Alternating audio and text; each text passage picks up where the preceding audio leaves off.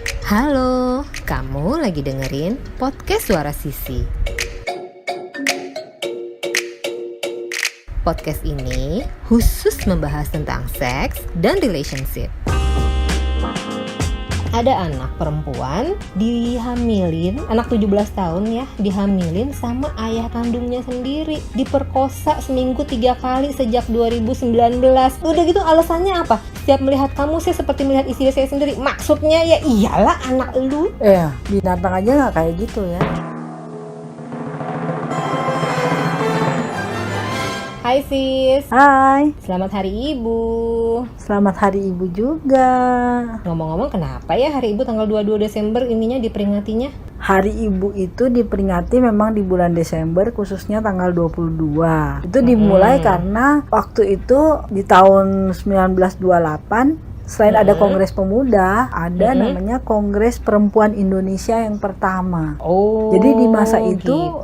perempuan-perempuan Indonesia yang terpelajar tuh ternyata sudah berkumpul dan menyuarakan perjuangan untuk kaum perempuan di Indonesia. Karena kan zaman itu akses perempuan untuk pendidikan, untuk mendapatkan kesehatan, layanan kesehatan itu masih sangat minim. Nah, makanya perempuan-perempuan yang ketika itu sudah berpikiran maju, mereka bikin kongres.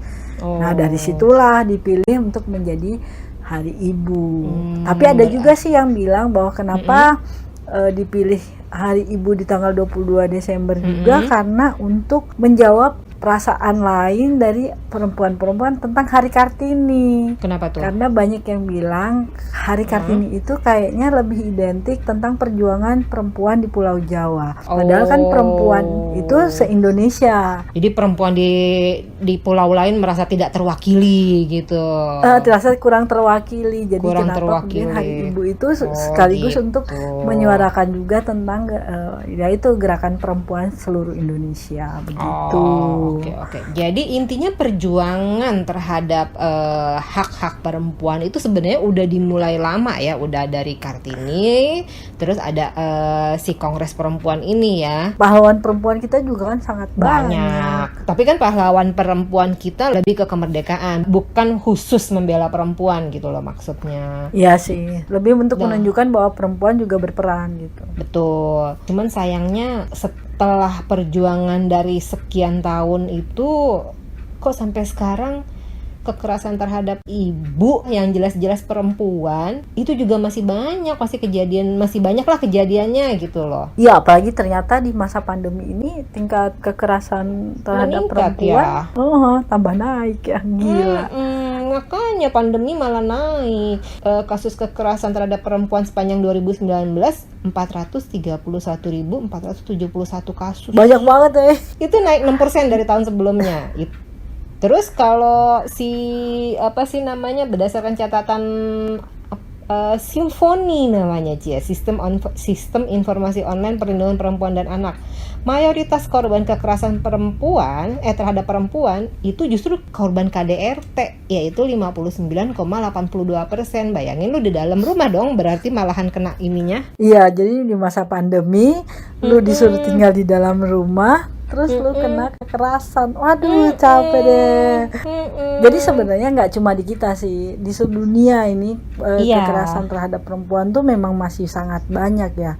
Laporan PBB UN for Women itu yang dirilis April 2020, ada 243 juta perempuan berusia 15 sampai 49 tahun menjadi objek kekerasan seksual dan fisik selama 12 bulan terakhir. Gila kan? Aduh, banyak ya. 243 juta. Lu ada gak sih orang di dekat lu yang mengalami kekerasan misalnya KDRT atau kekerasan seksual yang perempuan gitu? Orang deket sih bersyukurnya orang deket sih nggak ada. Cuman kalau gue baca-baca, cuman ya itu kalau pas lagi baca-baca berita itu rada-rada serem. Ini gue tadi baru baca ada anak perempuan dihamilin, anak 17 tahun ya, dihamilin sama ayah kandungnya sendiri, diperkosa seminggu 3 kali sejak 2019. Udah gitu alasannya apa? Setiap melihat kamu saya seperti melihat istri saya sendiri. Maksudnya ya iyalah anak lu.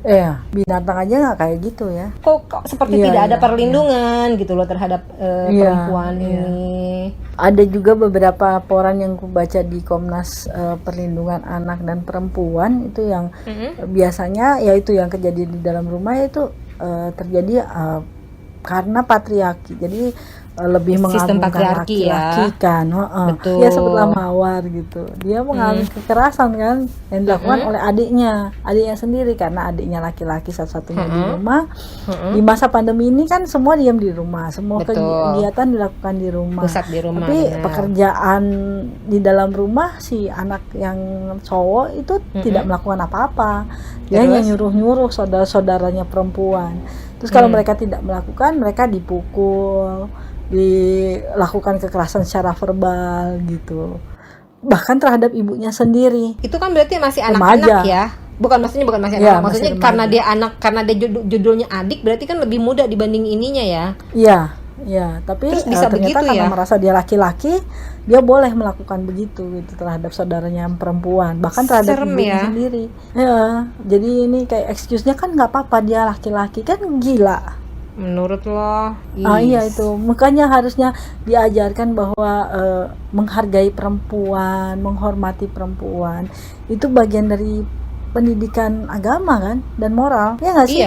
Iya benar. Apakah agama mengajarkan harus melakukan kekerasan terhadap perempuan ketika lu lebih kuat atau laki-laki gitu? Nggak ada kan kayak gitu. Gue sih nggak pernah ngeliat ajaran, nggak pernah ngeliat ya kalau tapi yang ya mohon maaf nih ya kalau misalkan gue salah. Cuman kadang-kadang orang yang kelihatannya paham agama, kok kelihatannya ya kita nggak tahu sebenarnya, kok malah terkesan menganggap perempuan itu ini nomor 2. Apa sih namanya, warga negara kelas 2. Iya, diskriminasi. Betul. Padahal Ya, itu orang yang katanya mengerti agama gitu loh. Kadang-kadang emang begitu ya, perasaan gue nggak pernah belajar kayak gitu. Ya kayaknya penyebab kekerasan terhadap perempuan itu ya dari pola pikir dulu kan. Iya. Pertama itu tadi bahwa kalau laki-laki boleh gitu Kak, boleh seenaknya, boleh perintah-perintah loh, karena dia laki-laki dia lebih tinggi derajatnya. Ya kan itu diskriminasi kan. Jadi pola pikir. Terus kalau belakangan ini kan ya karena pandemi, mungkin karena di dalam rumah cuman berinteraksi berdua saja, besi menajamkan besi kan. Terus kondisi ekonomi yang sedang sulit, susah, terbatas, bikin orang gampang emosi terhadap yang lebih lemah. Iya, yang menurut yang terlihat lebih lemah gitu kan ya jadinya. Iya, kan gila ya itu namanya. Tapi gue bener-bener nggak ngerti sih masalah kayak gitu, artinya ya nggak tahu ya, mungkin karena emang dasar aja gue tidak memahami konsep yang perempuan adalah warga negara kelas 2. Ya itu tadi, mungkin kita berdua beruntung dibesarkan di lingkungan yang menghargai perempuan apa adanya ya, perempuan as human gitu kan. Tapi ternyata banyak di luar sana yang masih menganut sistem perempuan itu tadi kelas 2, derajatnya lebih rendah, dianggap remeh, tidak berharga gitu, padahal kan nggak seperti itu gitu. Sebagai mana makhluk ciptaan Tuhan, kita tuh kan sejajar gitu. Kesampingkan dulu agama, tapi satu, lu merendahkan perempuan, emangnya lu lahir dari mana?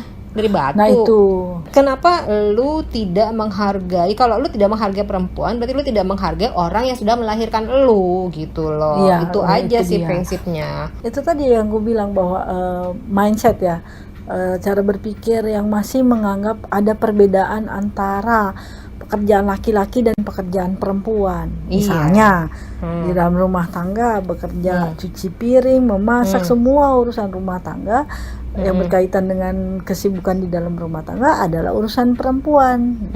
Dan laki-laki merasa tidak perlu ikut campur di urusan itu, kan itu suatu hal yang salah lah kalau Dulu tinggal ya. bareng di situ. Iya. Enggak, banyak yang masih begitu. Dulu kalau temen gue misalkan anak laki gitu ya, temen gue terus cari, istilahnya dia belum nikah terus cari istri, dia sebut lah yang begini kriterianya Harus gue bisa bilang sama memasak. dia, harus bisa masak lah, harus ini. Gue bilang sama dia, sebentar, lu daripada pusing-pusing cari istri, mendingan lu cari pembantu, lebih gampang begitu.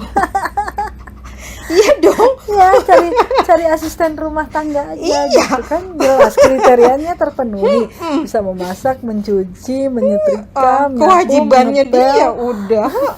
Aku tuh pernah menemui orang yang bertamu di rumah orang, terus melihat ibunya sedang memarahi istrinya karena menyuruh suaminya, meminta tolong suaminya mengangkat jemuran. Itu kan pekerjaan perempuan, sementara istrinya sedang mengurus anak bayi yang baru lahir. Terus kalau Ngangkat hujan jemuran bajunya doang ya? basah, iya. Berarti kan Enggak. pekerjaan mengangkat jemuran hanya dilakukan oleh perempuan. Itu berarti dari perempuannya sendiri. Iya. Bener dong, si ibu itu Iya, menyalahkan. jadi diajarkannya sama, menyalahkan yang perempuan juga.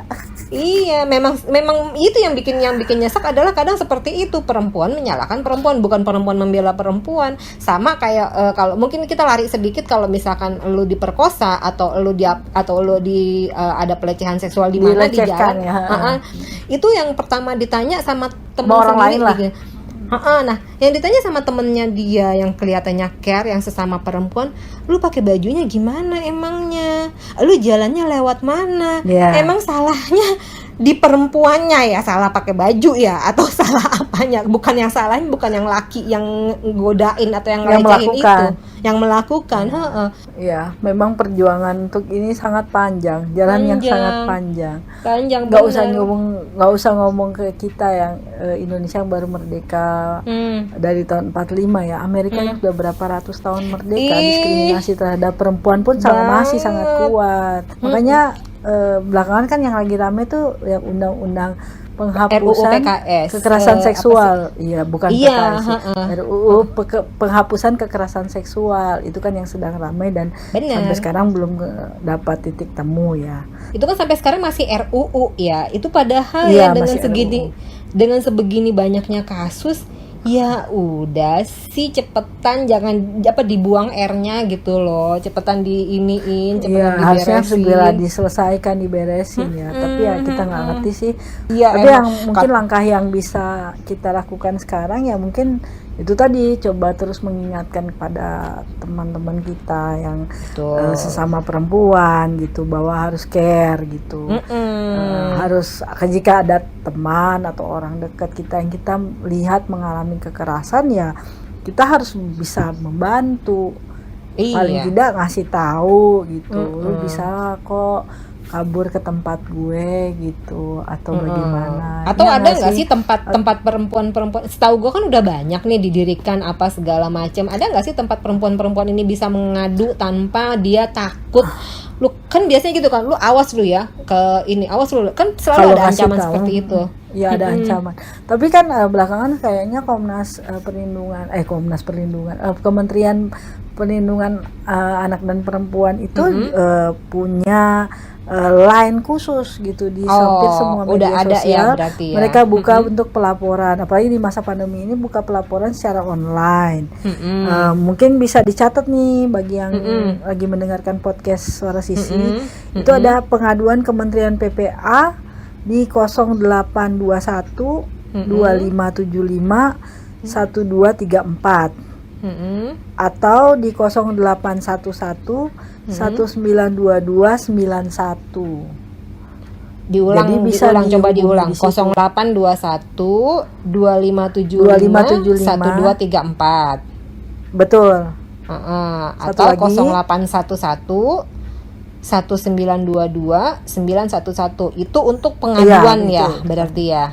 Betul. Itu jadi kalau misalkan jika melihat atau itu nggak bisa diadukan, dan nanti akan ditindaklanjuti biasanya ke aparat kepolisian gitu. Atau ada misalkan ada bantuan dari ini misalkan psikolog atau apa ya untuk menguatkan si itu kan perempuan-perempuan tindak lanjutnya, tindak Mm-mm. lanjutnya ketika sudah ada pelaporan pasti akan ada tindak lanjut ya. Mm. Cuma yang sering terjadi di Indonesia adalah ketika laporan itu dilakukan, kemudian ketika ditindaklanjuti tiba-tiba korban memutuskan untuk menghentikan melanjutkan laporan. Bisa jadi karena dia takut, bisa jadi karena berubah pikiran karena bucin. Tapi yang sering-sering berubah pikirannya karena takut sih. Iya kan? Itu jadi memang sulit karena kan tetap aja harus ada pengaduan ya. Ya asal yang mengadu ini benar ya ditindaklanjutinya, bukan balik lagi, bukannya malah dia si korban malah jadi makin diberatkan. Itu aja sih, kadang-kadang itu yang suka bikin orang mundur kayak itu. Iya, sama ternyata kekerasan terhadap perempuan, terutama terhadap anak perempuan, itu malah terjadi di lingkungan perlindungan anak. Beberapa kasus begitu. Kan? Dan itu sangat mengerikan. Iya, pada saat lu kenapa-napa, lu cari tempat aman, ternyata di tempat itu lu justru lebih nggak aman. Itu kan? Iya, itu mengerikan. Nah itu. Makanya jadi paling utama menurut aku adalah untuk itu ya memang kita semua perempuan harus saling menguatkan dan harus berusaha untuk bisa melindungi diri sendiri dulu. Karena yang bisa menolong diri kita adalah diri kita sendiri dulu. Satu lagi yang bisa kita lakukan juga adalah paling tidak dari kita nih ya sebagai orang tua ya mengajarkan ke anak, mentransfer apa yang jadi anak juga tidak memiliki konsep yang salah gitu loh masalah ini. Setuju. Tidak memiliki konsep yang salah tentang bagaimana memperlakukan sesama manusia, terutama pada makhluk yang lebih lemah yaitu perempuan. Ya nggak sih? Oke. Sampai di situ dulu ya obrolan kita ya. Oke, dadah. Sampai ketemu lagi. Dah.